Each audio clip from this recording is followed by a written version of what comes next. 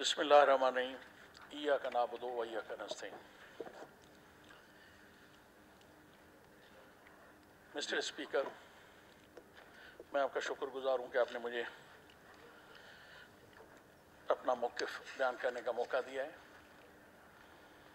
मेरे ख़्याल में अब मेरे बोलने की कोई गुंजाइश तो नहीं रह गई है, ख्वाह वो गवर्नमेंट में हमारे मेंबर हैं, ख्वाह वो इंडिपेंडेंट बेंचेस पे बैठे हुए हैं या अपोजिशन में बैठे हुए हैं। सब ने एक ही दिहाई दी है, एक ही फरियाद की है, वो है वापडा। सर्दियों में सुई गैस और गर्मियों में, सर्दियों दोनों सीजन्स में वापडा ने यहाँ एक जुल्म का बाजार गर्म किया हुआ है।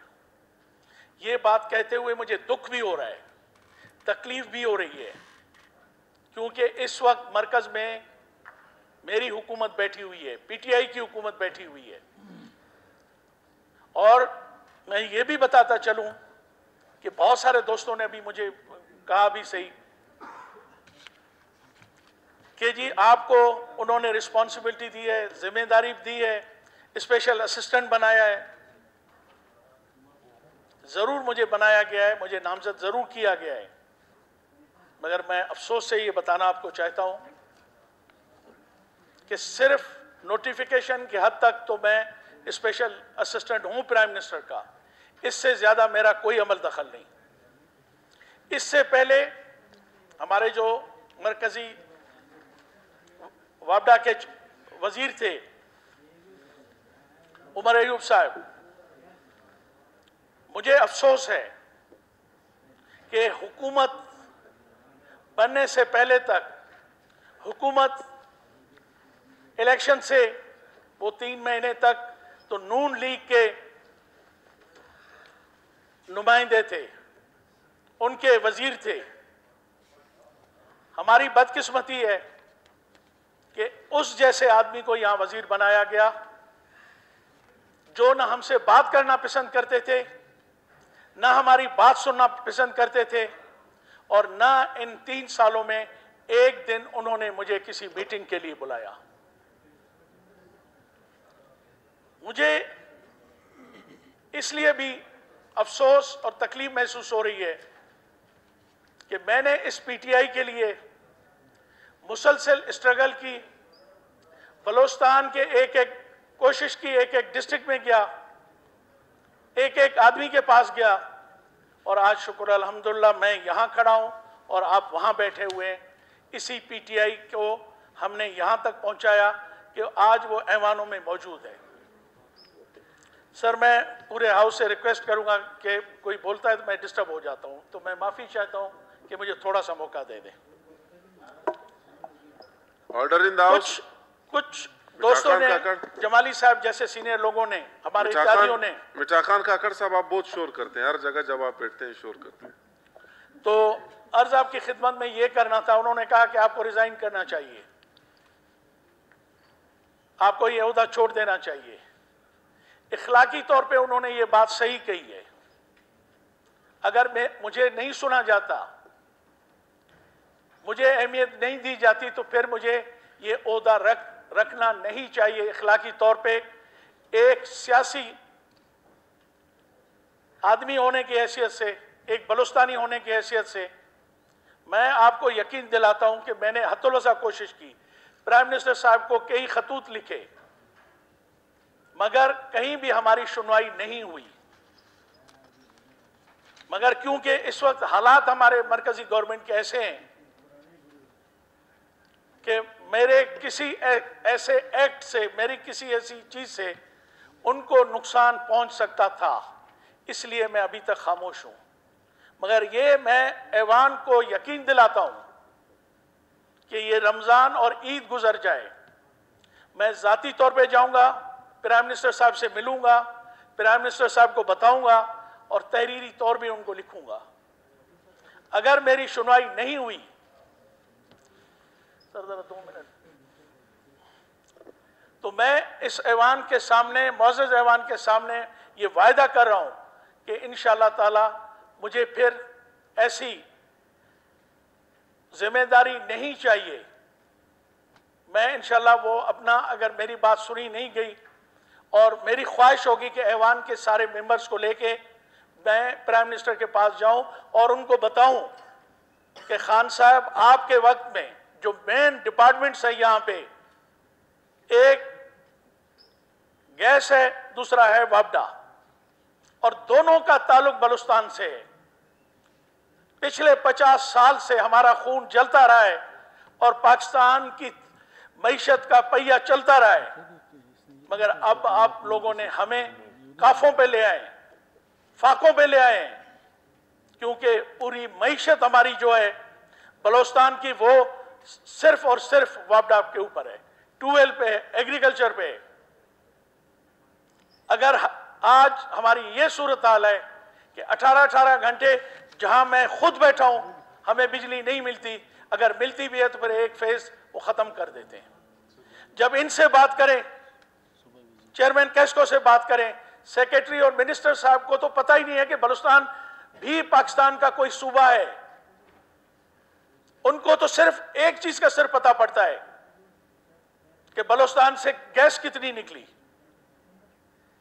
میں ان کو بتانا چاہتا ہوں کہ پچھلے 60 کی دہائیوں سے یہ گیس کہاں سے نکلتی رہی. آج کہتے ہیں کہ جی سندھ میں گیس زیادہ نکل رہی ہے، سوئی کے کنویں جو ہے خشک ہو رہے ہیں. یہ فگرز کس نے دیے؟ کون سا عالمی ادارہ آیا؟ کون سے ایسے لوگ آئے جنہوں نے یہاں پہ سروے کی ہے کہ بلوچستان کا گیس کم ہوا ہے؟ مجھے تو اس کمی پہ بھی شک ہے کہ یہ ہمیں ہماری صحیح فیکٹس فگر نہیں دیتے، ہمیں صحیح رائلٹی نہیں دیتے. اگر سوئی کے لوگوں کو 60 سال سے مطمئن کیا گیا ہوتا، 40 سال سے مطمئن کیا گیا ہوتا، تو آج سارے وہ بلوچ جن کے علاقوں میں وہ گیس ہے وہ خود جا کے گیس اور وابڈا والوں کے ساتھ کھڑے ہوتے. کسی کو جرت نہ ہوتی کہ وہ پائپ لائن کو پنچر کرتا یا کسی سرکاری انسٹالیشن کو وہ بند کرتے، وہ خود اس کے محافظ بن کے کھڑے ہو جاتے. مگر اب کیونکہ پتہ ہے بلوچستان کے لوگوں کو کہ ہمیں یہاں سے کچھ نہیں ملنا ہے، اب یہ بیٹھے ہوتے ہیں گیس کی بات کرتے ہیں. نوازادہ گورام نے ابھی شاید اٹھ کے چلے گئے، ان کے پاس ٹائم نہیں ہے، بہت مصروف لوگ ہیں. میں کہتا ہوں کہ سوئی گیس نکل رہی ہے، وہاں کیوں پاور جنریشن کا ایک چھوٹا سا یونٹ نہیں لگاتے تھے؟ کم سے کم دیرہ بگٹی کو ڈسٹرکٹ کو تو کم سے کم بجلی مہیا ہوتی. مگر سر یہاں پہ فیڈرل سیکریٹریز، فیڈرل منسٹرز، وہ نہ ہم بلوچستان کو بلوچستان سمجھتے ہیں، نہ اس ملک کا حصہ سمجھتے ہیں، اور نہ اس کی اہمیت وہ جانتے ہیں. ان کے اہمیت میں آج کہتا ہوں، برملا کہتا ہوں، یہاں پہ پرائم منسٹر کو کہتا ہوں کہ وہ سروے کرائیں کہ ہزارہ ڈسٹرکٹ میں کتنے ولیجز کو اور کتنے پرسنٹ پاپولیشن کو وہاں پہ گیس اور بجلی مل چکی ہے. مگر یہاں ہمیں کوئی نہیں پوچھا جاتا. یہاں جس طرح ابھی اس پورے ہاؤس نے کہا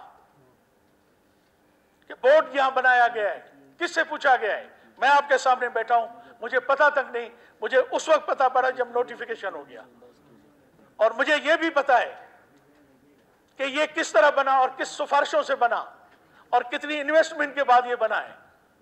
خان صاحب، ہم آپ کو دعوت دیتے ہیں، لاکھوں لوگوں نے آپ کو ووٹ دیا ہے بلوچستان کے، آپ نے ہم سے وعدے کیے تھے، آپ نے ہم سے پرومسز کیے تھے.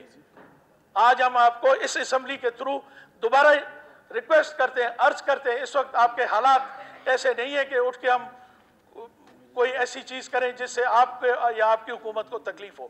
مگر خان صاحب، ہمارا مرنا، ہمارا زندہ ہونا اسی بلوچستان کے اندر ہے، انہی لوگوں کے ساتھ ہے. ہم صرف اس لیے پی ٹی آئی میں آئے تھے کہ ہم دوسری جماعتوں کو آزما چکے تھے. آپ ہماری آخری امید تھے، اور میں نے آپ کو کہا بھی صحیح تھا کہ خان صاحب، ہمارے جیسے لوگوں کی آپ آخری امید ہیں.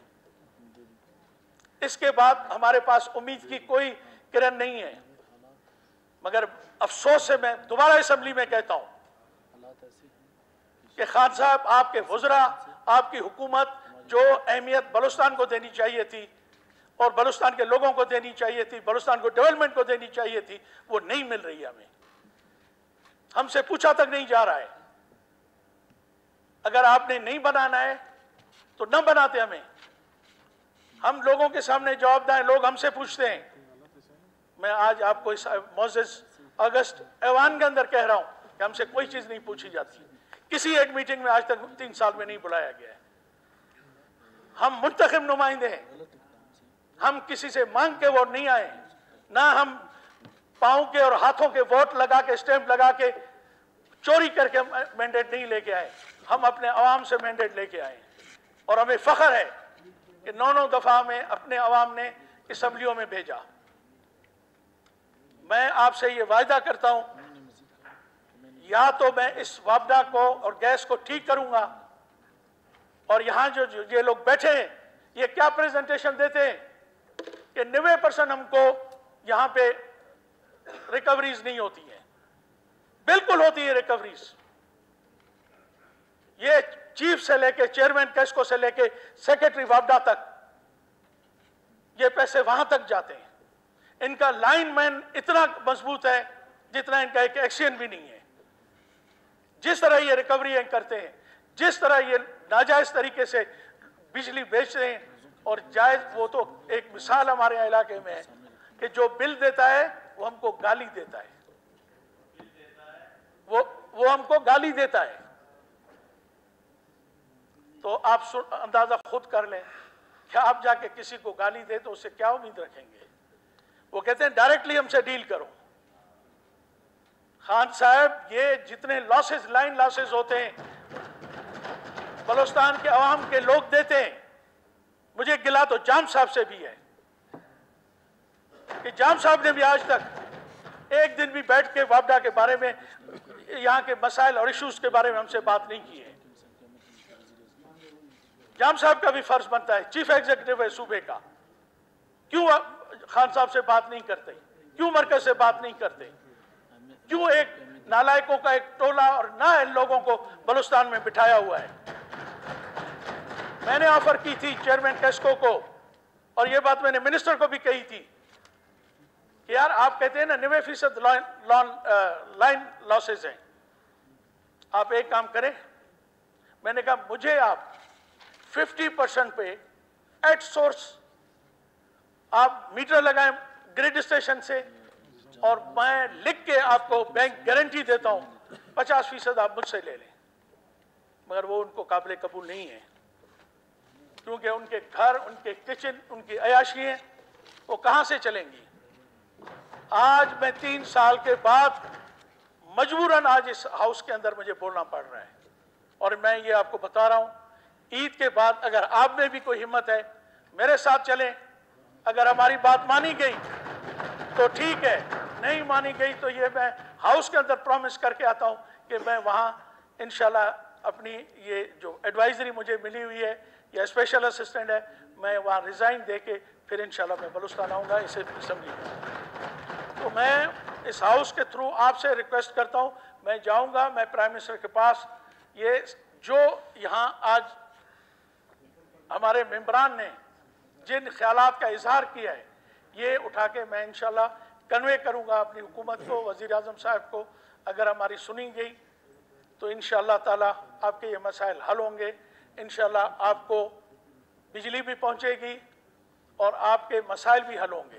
نہیں ہو سکے تو پھر میں آپ کے ساتھ کھڑا ہوں گا، وابڈا کی یہاں بیٹھ کے اس کو ڈیفینڈ نہیں کروں گا۔ بہت بہت شکریہ۔